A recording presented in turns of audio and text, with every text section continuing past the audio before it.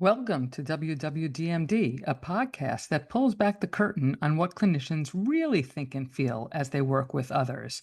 I'm Dr. Meyers, a psychotherapist in New York City, and each week I sit down with clinicians to explore the emotional realities, challenges, and personal experiences that shape the work we do. My hope is that with every episode, you'll learn something not only about this profession, but about yourself. Please note that any case details discussed have been modified to protect client privacy. What would Dr. Myers do?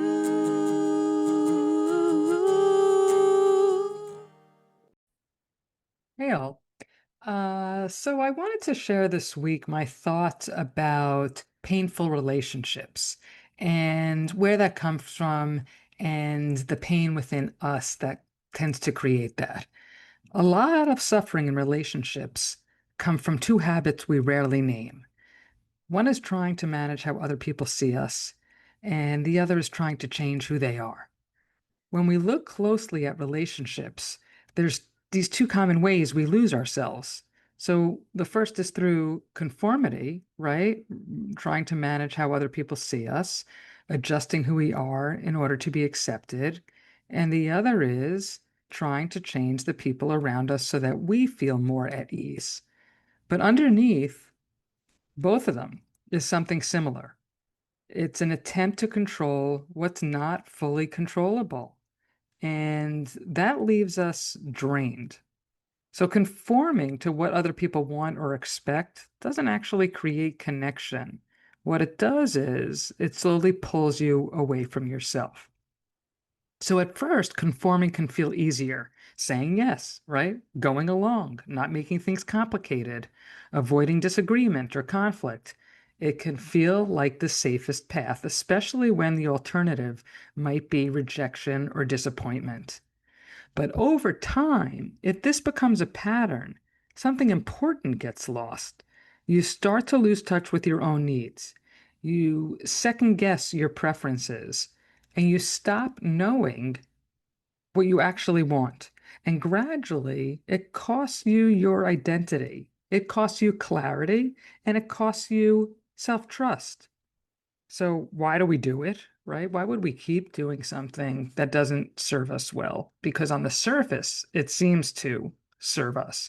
So for many folks, there's a real fear underneath asking for what they want or need, because asking means risking disappointment.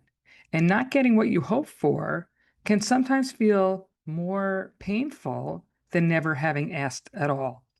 Sometimes it's the desire to be liked or accepted. Sometimes it's, seeking love or approval. Sometimes it's a fear of letting someone down. And sometimes it's uncertainty, genuinely not knowing what we want anymore because we've spent so much time adjusting to what others want. So let me think about how to frame this. We may even come to see ourselves as easygoing, right? So we like that part of us, that we're low maintenance or we're a good friend, when in reality, we've learned to default to other people's preferences. So what does this look like? It can look like saying, I don't mind whatever you want, even when you do have an opinion, or automatically deferring because it feels simpler than naming your own choice. So over time, that pattern can leave you feeling disconnected, and not just from people, but from yourself. So when I was younger and well into my 20s, I never knew what I wanted to do. I was ambivalent about everything. I always left decisions up to my friends for simple things, what to do on a Saturday night or what to eat. I don't know, what do you want to eat? I don't know, what do you want to eat? And as though that's a big commitment to put forth, what I wanted. But I remember feeling both discomfort and comfort in that. Discomfort because I wanted to feel more self-affirmed, and comfort because I didn't want the responsibility of making the wrong choice. Now, what could be wrong with choosing a movie or a meal? And yet, in my mind, the decision carried weight. I didn't want to displease anyone. I didn't want to risk rejection or someone pulling away. I wanted to be easy. Let me tell you where that came from. Because I was considered difficult at home. As a survivor of sibling abuse, I made a lot of waves for my parents. I had to constantly try to make my voice heard, and I was often seen by them as a burden, someone who was always pushing for her needs to be met while my sibling remained quiet after episodes of abuse. So, in other words, I was the pain in the arse. So my perspective on what was happening wasn't taken seriously, and that left me feeling voiceless and powerless. And if my voice didn't matter at home, how could I trust it anywhere else? More importantly, if I wasn't allowed to have a voice there, how could I even know what mine was? And there was already a lot of rejection, and I wasn't willing to risk more. This isn't just my experience because I see this pattern very clearly in my clinical work as well. I had a client whose parents were very emotionally needy of him. As an only child and with parents who were filled with anxiety and caution, my client had his finger on their emotional pulses. He became overly attuned to their needs. Why? Because they were fragile and he needed them to be parents. So he had to take care of them emotionally so that they could in turn take care of him, right? The hope is, again, this isn't a conscious idea, but if they are more stable, then maybe I can rely on them. But as a result of always being attuned to their emotions and trying to stabilize them, there was no room for his emotions. He was being he was too busy, right, being the container for them. So there was no space for him to develop his own. So as an adult, he never asked for what he needs or wants. And not only did he initially have trouble identifying his needs, but to have needs or wants, these are dangerous feelings. These are feelings that he feels will disconnect him from others, but he was truly disconnected from himself. So ask yourself, are you conforming because it reflects who you are or because it feels like the safest way to be accepted? Is it acceptance you're seeking? Love? Approval? A sense of belonging? Or is it fear? Fear of being difficult, fear of conflict, fear of disappointment, or even fear of your own anger? Because underneath conformity, there's often not just a desire to connect, but a fear of what might happen if you take up space instead. I think it can also be helpful to consider, did you have a voice in your family growing up? Were your opinions valued? Were they invited or were they taken seriously? Were you encouraged to be an individual or taught explicitly or implicitly to adapt to those around you? Well, what if you shifted your thinking with one simple idea? You don't have the power to change someone else's perception of you or their response to you. And yet, in a strange way, conformity can be an attempt to control exactly that. So, taking the reins instead means something different. It doesn't mean compromising, it means knowing your worth. It means being true to yourself. It means being authentic. It means choosing you. And yeah, that can feel uncomfortable at first, especially if you're used to abandoning yourself to keep things smooth. But discomfort is often part of change, especially when you're learning to stay with yourself instead of leaving yourself in relationships. And if you're a social worker, as social workers, we're taught to treat others with dignity and worth. But that doesn't mean placing yourself at the bottom of the list, because as with most things, if you want to model something for others, you have to be willing to practice it yourself. Now, there's another side to this that often gets overlooked. We don't just give away control by conforming, we also try to regain it by changing other people. Have you ever found yourself trying to change a parent, a sibling, a friend, a partner, or even a client or a supervisor? If they would just change this, dot, dot, dot, right? Or if they would just stop doing that, dot, dot, dot, then things would finally feel easier. Then you would feel better. And so we repeat it. We explain it again. We push harder. We call it out. We try to make the message clearer. But underneath that effort is often a hope. Maybe if I try enough, they will shift. So in clinical work, this shows up very clearly. It can look like a clinician becoming overinvested in a client's change process.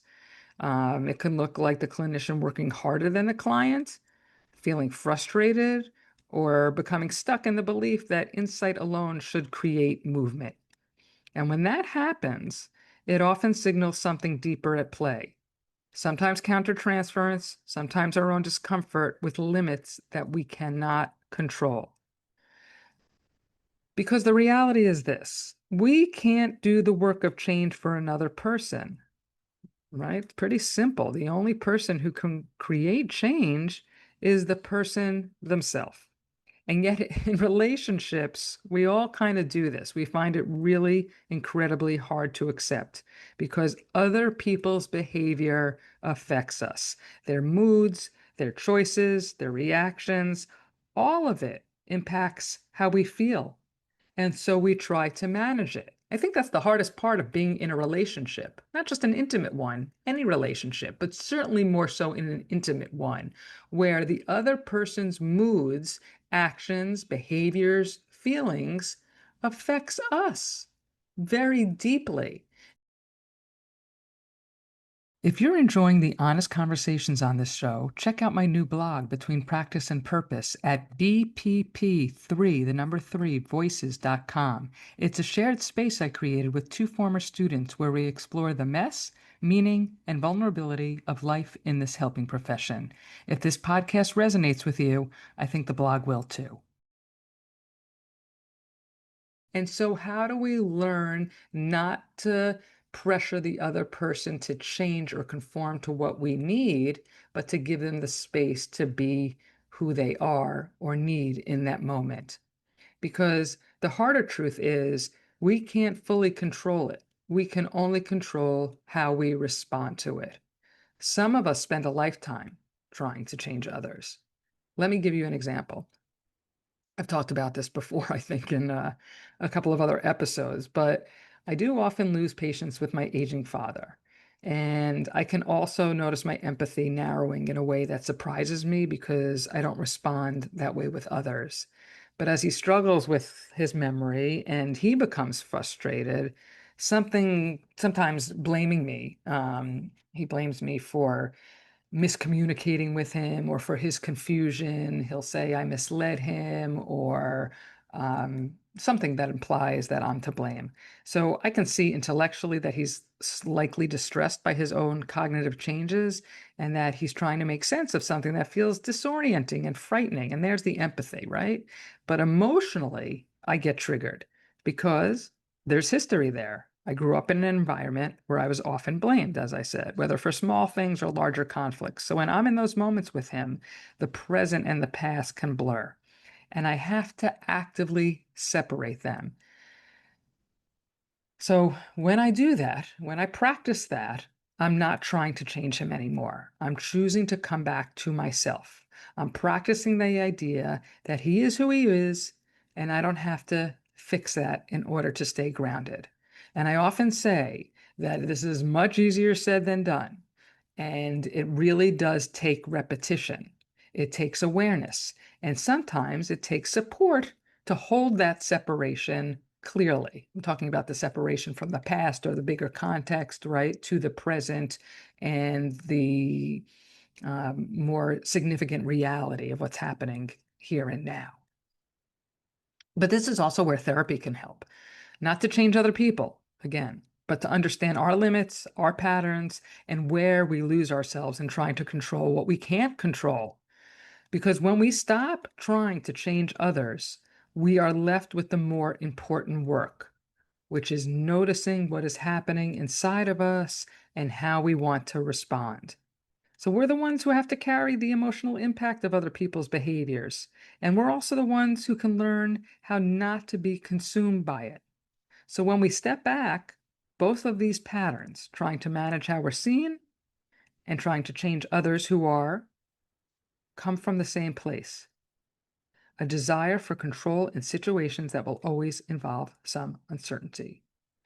So the shift is not about doing relationships perfectly.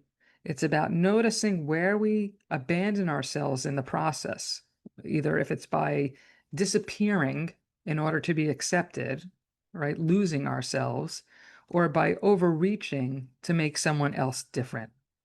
Because neither path actually brings us closer to connection. They move us further away from ourselves. And coming back to yourself is the work. You're not going to do that all at once. You're not going to do that perfectly, but you're going to do that in small doses, in small moments, when you pause before saying yes, right? Before conforming to the other person's needs. When you notice the urge to over explain, you pause before you catch yourself waiting for someone else to change before you can feel okay. So I'll leave you with this. Where in your life are you giving yourself away? And where are you exhausting yourself trying to change something you don't actually have control over? And what would it look like just for today to take one small piece of yourself back? Not in a dramatic way, not in a final decision way, but in a quiet, grounded way that says, I'm still here. I'm paying attention to me. That's the beginning of taking the reins. I hope you will try slowly but surely, consistently and repetitively, and know that change is slow. Thanks for listening, and I wish you luck. And I'd love to hear about your path towards this personal growth. Thanks for listening. If this episode resonated with you, please leave a rating, review, or share it with someone who might need it. Be sure to subscribe so you don't miss the next conversation. If there's a topic or question you'd like covered on the show, email me at drmeyerspod@gmail.com. I've got some problems, yeah, I've got some questions. I need some help, point me in any direction. Clinical guidance is what I need to help me become who I'm meant to be. I've been searching for a teacher, another point of view. And I've been asking myself, what would Dr. Meyers do?